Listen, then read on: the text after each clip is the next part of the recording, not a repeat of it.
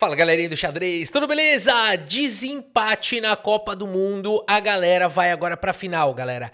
Quem vai pra final? Será o Wei ou Andrei Zipenko? Será Nodirbek Yakubev ou será o Sindarov? Semifinais aqui, dia de desempate, porque eles empataram nas partidas clássicas. A decisão vai para os pênaltis, são partidas rápidas, 15 minutos para cada jogador, 10 segundos de acréscimo por lance, aonde tudo pode acontecer, né? A verdade é essa.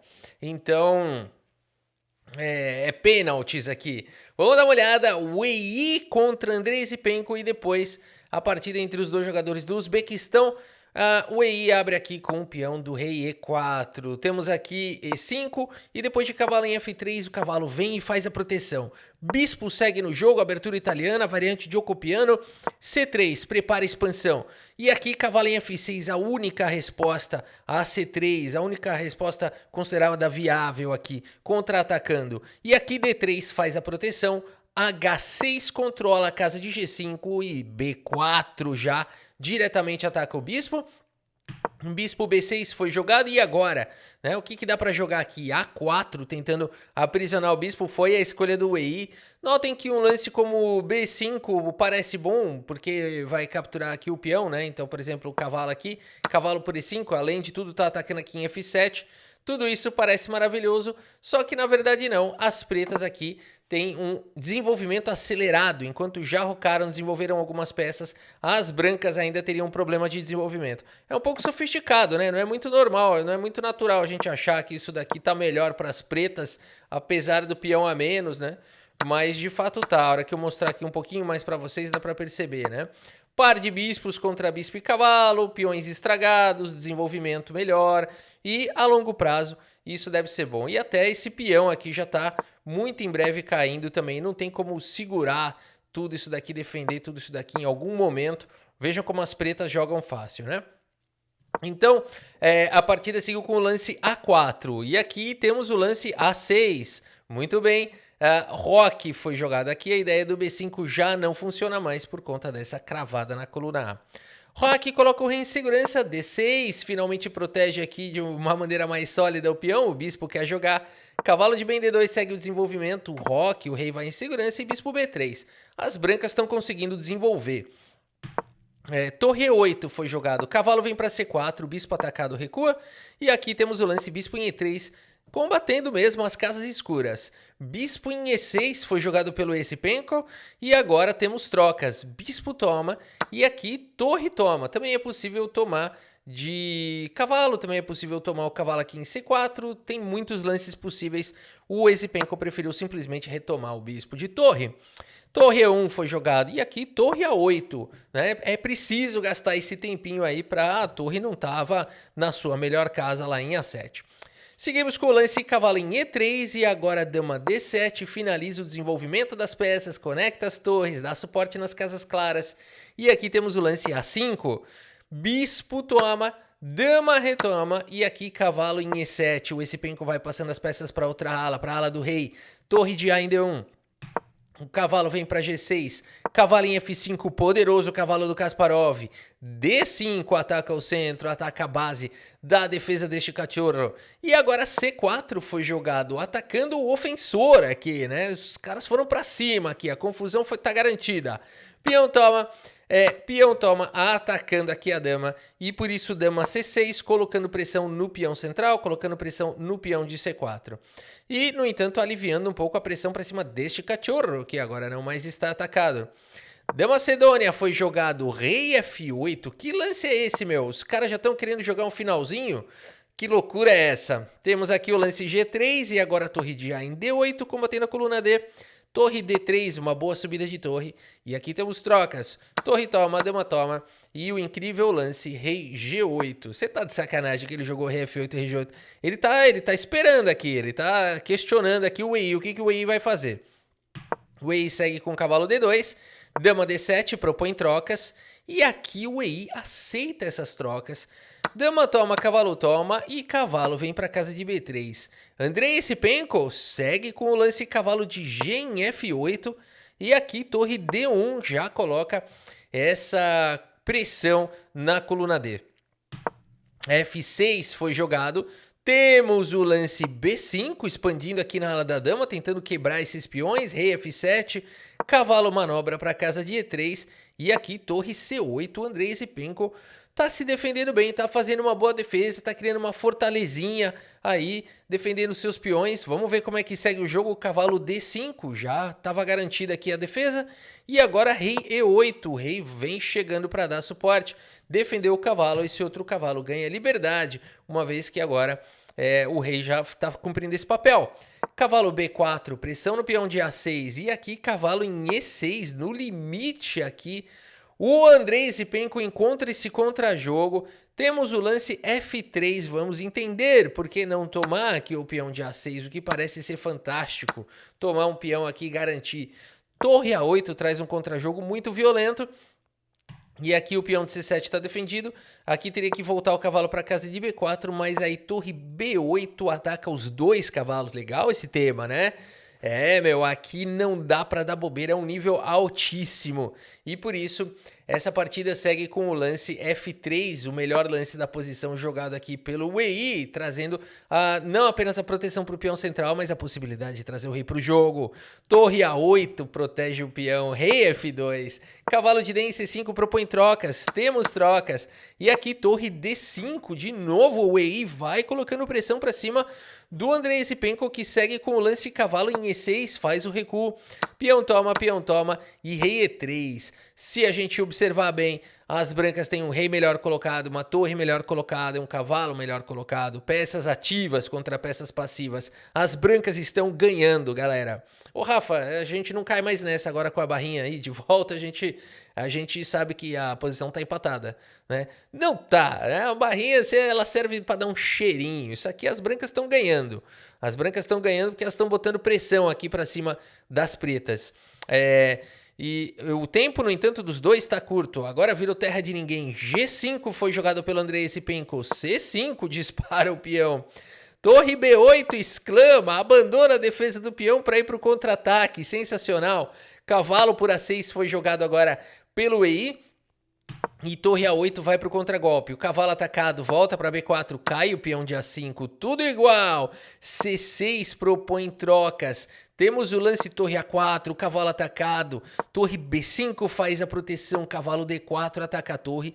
Agora a coisa tá séria. Seguimos com o lance torre B8 com cheque, rei E7, cavalo D5 com cheque, rei D6 no limite se protegendo. Mas e agora? O que fazer com o peão de F6 que tá caindo? Não exatamente é uma boa captura. Esse foi o lance jogado, mas agora torre A3 vem para um contra-jogo violento. Rei D2, cavalo por F3, Zipenko vai para cima.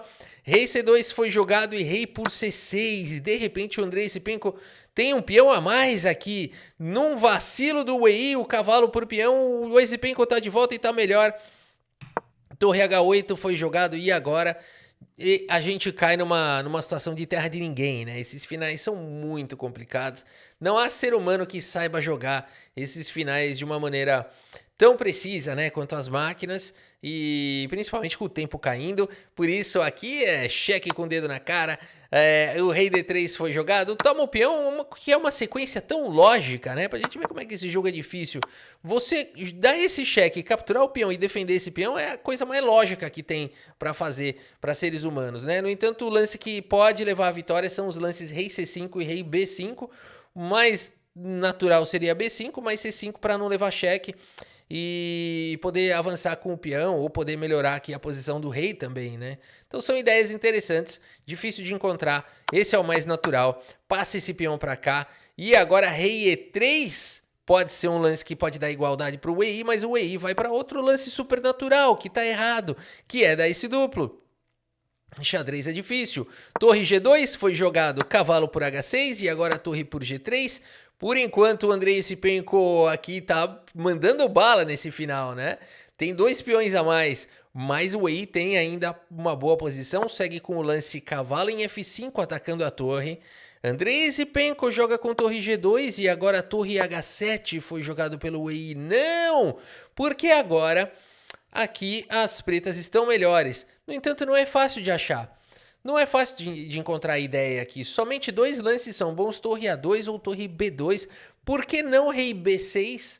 que foi o lance jogado que prepara para trazer o peão para o jogo. Por que precisa deixar essa torre tão longe, né? É difícil, galera. Rei B6 foi jogado pelo Andrei Zipenko e agora o EI tá de volta porque cavalo em E3 ganha um tempo para cima da torre e vai jogar cavalo D5 com cheque, vai cair o peão, ou seja, o Andrei Zipenko tinha tudo na mão, mas agora cai um peão e aí apenas um peão de vantagem às vezes não é suficiente para ganhar. No entanto, momento dramático aqui na partida. Porque no momento que cavalo E3 foi jogado, o Andrei Zipenko tem tanto pouco tempo no relógio já, e aquela coisa de nervosismo, Copa do Mundo, é a partida que pode dar a vaga para o torneio de candidatos. E aqui então ele visualizou que o cavalo quer vir para cá, completamente cegou o resto das ameaças desse cavalo, completamente ignorou que a torre está atacada, ele simplesmente falou, opa, cavalo E3 focou aqui, ó, e jogou o lance C6, que é o lance que evita o lance cavalo D5, mas dramaticamente dessa maneira Andrei Zipenko acaba não conseguindo ir para a final, porque o EI, meus amigos, captura a torre. E o Andrei Zipenko abandona aqui a partida. Abandonou porque não dá mais, galera. Que drama, ele pendurou a torre na Copa do Mundo. Claro, ainda vai ter jogo pela frente. Ainda tem jogo, porque aqui o que acontece? Deixa eu mostrar para vocês aqui o relatório, né? 94% aqui por cento de precisão teve o EI e 91,7% teve o Andrei Zipenko. Agora o que acontece? O EI vai para a final, mas não é o fim do mundo para o Andrei Zipenko. Ele vai disputar terceiro e quarto lugares contra o perdedor da partida que a gente vai ver aqui agora. E, portanto, a vaga para o torneio de candidatos ainda é uma possibilidade para Andrei Zipenko, desde que ele vença essa disputa de terceiro e quarto lugar. O EI, vaga garantida, jogará o torneio de candidatos confirmado. A China quer o título de volta, galera, e o EI não tá de brincadeira. Agora a gente vai ver aqui a partida entre Nodirbek e Yakubev e o Sindarov. Uma coisa é certa. O Uzbequistão já tem uma vaga garantida no torneio de candidatos. O país deve estar numa alegria, né? Caramba, na semifinal, 2 jogadores do Uzbequistão, né? Num torneio tão forte. Muito fantástico. Peão-dama foi a escolha do Yakubev. Sindarov responde com D5. Peão-dama, C4, gambito da dama, E6, recusado.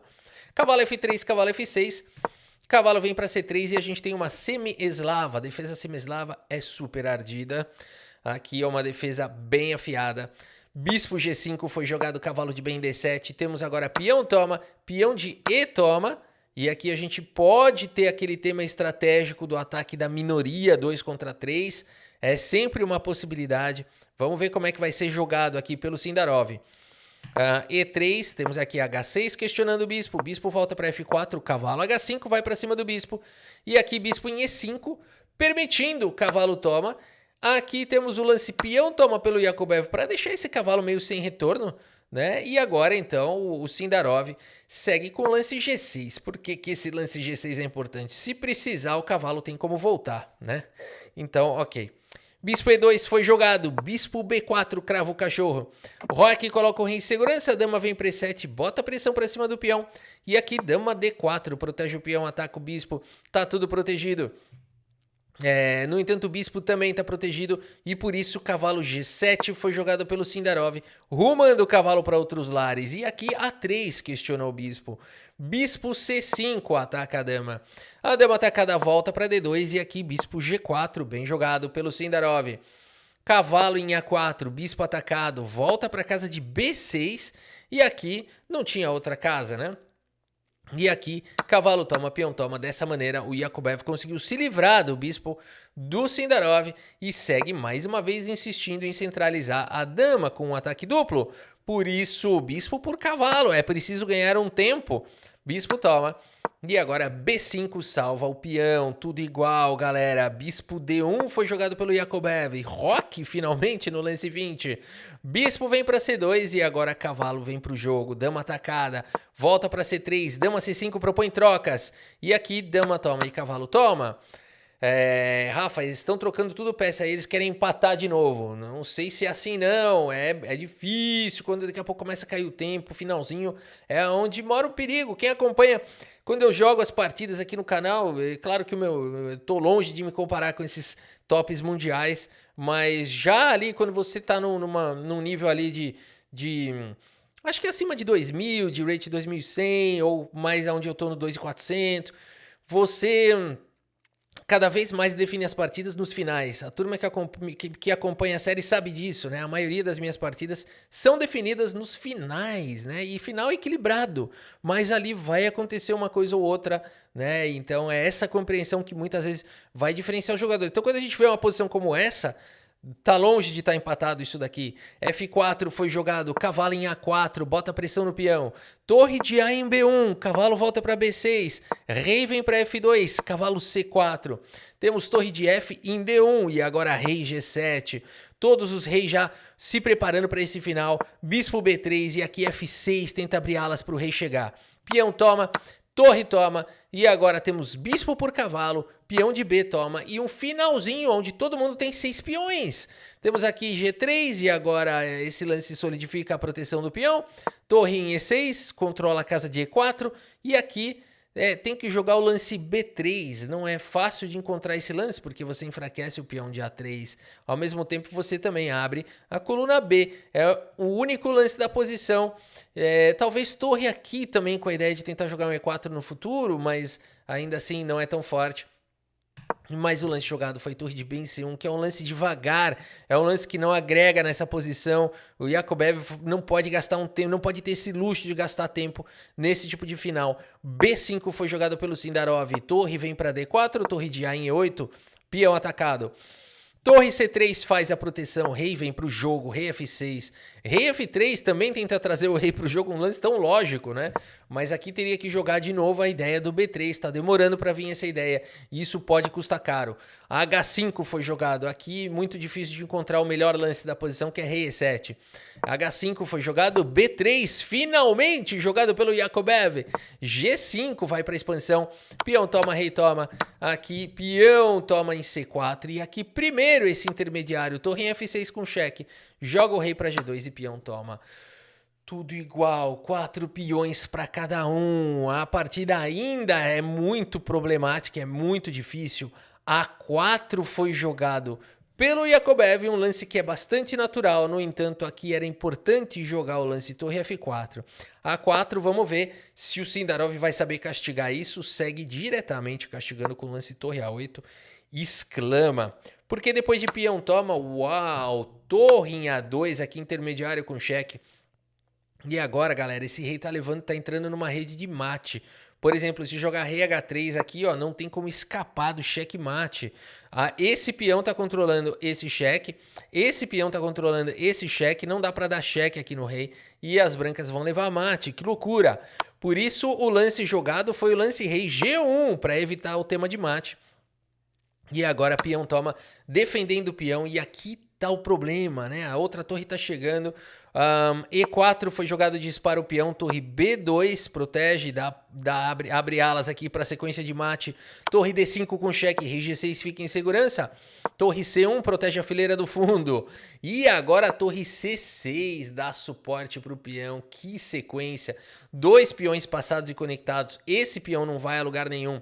E agora esse peão aqui simplesmente vai disparar. Por isso E5 ainda tentou ser jogado. C3 dispara, torre D3 aqui C2. E nessa posição, meus amigos, Yakobev, guerreiro, cara, chegou na semifinal, incrível. Abandona aqui a partida. Abandonou porque não dá mais, galera. Aqui o Sindarov realmente jogou melhor, fez 94,9% de preço, jogou igual uma máquina, mesmo numa partida rápida, né? E de fato, aqui se a gente for olhar essa posição final, o que você vai fazer aqui? Não tem muito o que fazer. Se você tentar jogar um torre 3 aqui, por exemplo, para tentar defender aqui essa posição, você simplesmente troca e começa a disparar o peão. Não dá tempo de fazer alguma coisa aqui. São 2 peões passados e conectados na sétima. Valem mais do que carta rara do Pokémon, galera. Valem mais, valem mais. Ô, Rafa, mas tem carta rara do Pokémon valendo mais de $50 mil. 2 peões passados na sétima valem mais.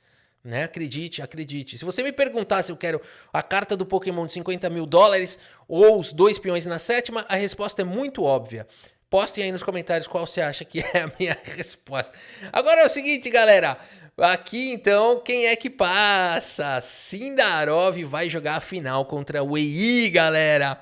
No entanto, aqui, os dois já estão tranquilos. Já estão lá no hotel, essa hora da noite. Aqui eles estão já tomando o seu Blood Mary. Estão ali comendo comida pesada. Não estão mais preocupados, não. Vai dormir tarde. Não está preocupado mais. Porque agora eles já têm vaga garantida no torneio de candidatos. A grande luta aqui vai ficar entre o Andrei Zipenko e o Yakubev.